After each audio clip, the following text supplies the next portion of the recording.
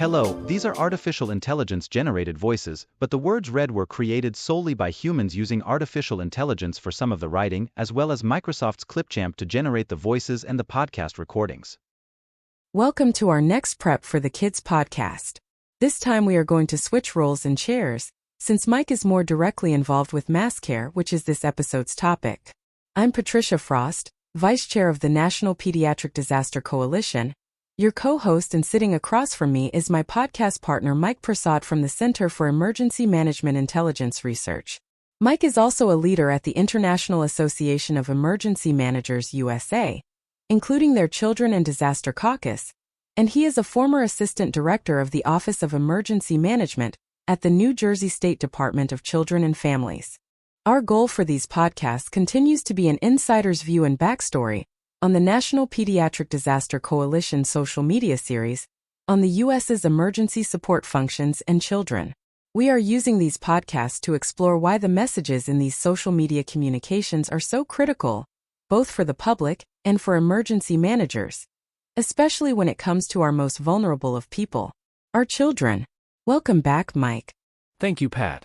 Happy to switch places. This seat is not much of a change, so I guess I will jump right in. Emergency Support Function 6 covers what we call mass care, which has housing and human services as part of it.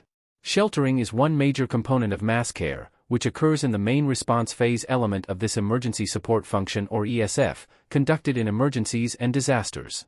Mass care is the provision of life-saving shelter, food, emergency supplies distribution, and reunification with family members, which is provided equally and equitably to all who need it. The focus of our social media post is sheltering. Yes, Mike.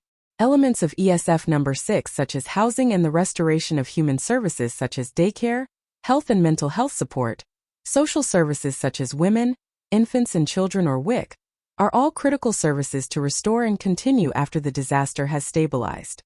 Those other elements of ESF 6 beyond mass care are included here in this ESF because emergency managers are responsible for facilitating the processes and checklists for many of those recovery elements, while everyone may still be in the response phase. People need help transitioning from mass sheltering to supportive housing, from mass feeding to longer-term food security programs, especially meeting children's needs across the board. In most cases, any transitioning into recovery is customized and tailored, based on each individual family's own situation, which needs to extend beyond mass care. In other words, everyone is getting through this disaster slightly differently than someone else. We may have all been together in the shelter during the response phase, but once the floodwaters have receded or the fires brought under control, your home may not have been damaged by the disaster, and you can return to it safely.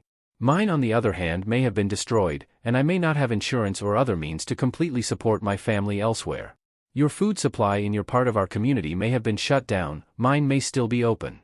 Our ESF 6 social media post is a reminder to emergency managers to checklist what is needed in the shelter, before it opens to the public, in support of all children. Children need age-appropriate food, water, clothing, safe and supportive shelter spaces, and sanitation. Communities need to know they will be supported in their activities of daily living, in shelters, otherwise they will not go to them. They will risk staying at home, where it might endanger their lives. Not everyone gets past disasters, but emergency managers need to help all families get through them. I totally agree. Everyone gets through any disaster differently than someone else, and tailoring mass care to meet the diverse needs of a community is a challenge. Mike, in your experience, what are some of the barriers to families with children using mass care and sheltering services during disasters? One of the major barriers we learned in Katrina was that families did not want to leave their pets behind, and so they did not seek safety until it was too late. Families may simply not know where to go or how to get there. Emergency managers need to communicate all of the options for families and their pets to get to safer shelters before the hazards arrive. And that includes supporting the needs of our children who are neurodiverse, infants and toddlers, and those of different cultures and faiths than our own, in disaster shelters. Thanks for that segue, Pat. I have been working on a national project to increase the capabilities in disaster shelters nationwide to support a family's feeding choice, including breastfeeding and chest feeding by those groups and organizations who operate shelters. And if you don't recognize the term chest feeding, we have some updates in the notes for this podcast. You can learn more about all this work in a free online book chapter, which was published on August 26, 2004.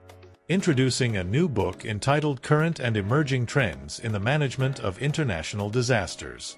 Chapter 11 in Part 3 is Issues for Infant and Toddler Feeding at Disaster Mass Care Sites, Paradigm Shifts for Strategic and Operational Planning. There are currently disparities in the support of family choices for infant and toddler feeding by families during disasters in the United States. The current U.S. federal or national model only supports commercial infant formula as an immediate substitute in the event of issues or challenges with breastfeeding or chest feeding. And by the way, if the term chest feeding is unfamiliar, we have more information in the podcast notes. Most U.S. states, local governments, tribal nations and territories do not have complete solutions to support the pre-existing and pre-disaster family-led choices for feeding at shelters and other disaster fixed feeding sites. There are opportunities to apply global standards and best practices in the United States and other countries for more equitable and healthier results via a top-down and bottom-up grassroots change management workflow. This book was published by Mavs Open Press, operated by the University of Texas at Arlington Libraries, known as the UTA Libraries, and funded by the FEMA Higher Education Program. This chapter is available online for free at a link found in the notes for this podcast. The book has copyrighted material and is licensed under a Creative Commons Attribution Non-Commercial Share-alike 4.0 international license, except where otherwise noted.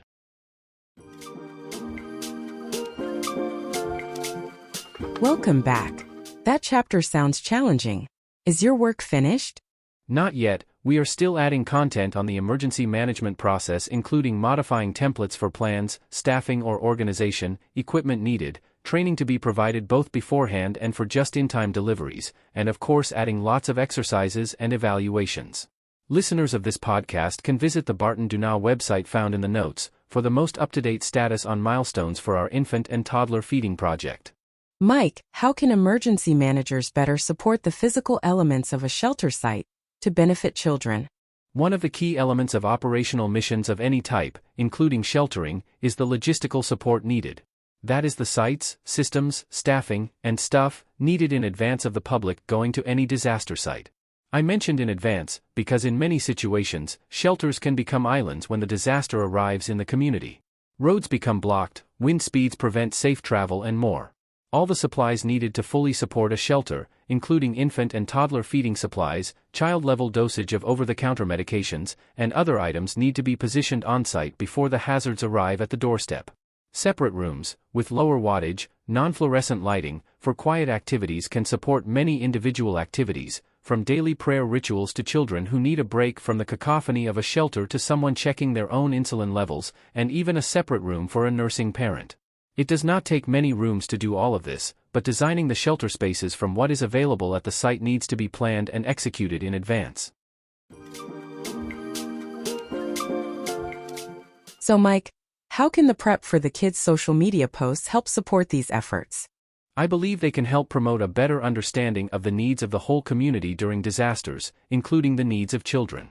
If we can increase the awareness of the diversity of cultural and faith needs for mass care, including feeding and sheltering, we will increase the public's willingness to seek the safety and use of sheltering and mass care feeding for life safety during a disaster. We can be proactive rather than reactive. We know the problems now and we know the solutions. We absolutely do not have to wait for a tragedy like when people stayed in their flooding homes with their pets and lost their lives during Katrina. Thank you for reminding me of one of the essential aspects of ESFs. They are for life safety. Happy to help, Pat. There is obviously a lot more to mass care besides sheltering and shelter feeding, and maybe one or more of our listeners will create more social media posts about distribution of emergency supplies, family reunification, housing, and/or human services. Or help translate these posts into other languages. Or both. Thank you, Mike. And to our listeners and viewers, join the Prep for the Kids social media campaign to help you and your community ensure children are included in emergency communications. To become more involved, simply reshare the NPDC social media posts or offer your own insights.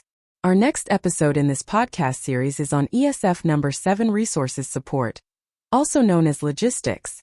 Until next time, stay safe and stay prepared for the kids.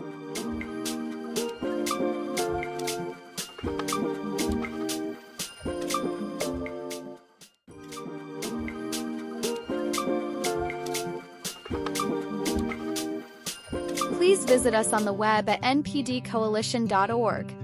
Our vision is to support the development of a unified medical and health emergency management community to prepare, respond, and recover from emergencies and disasters.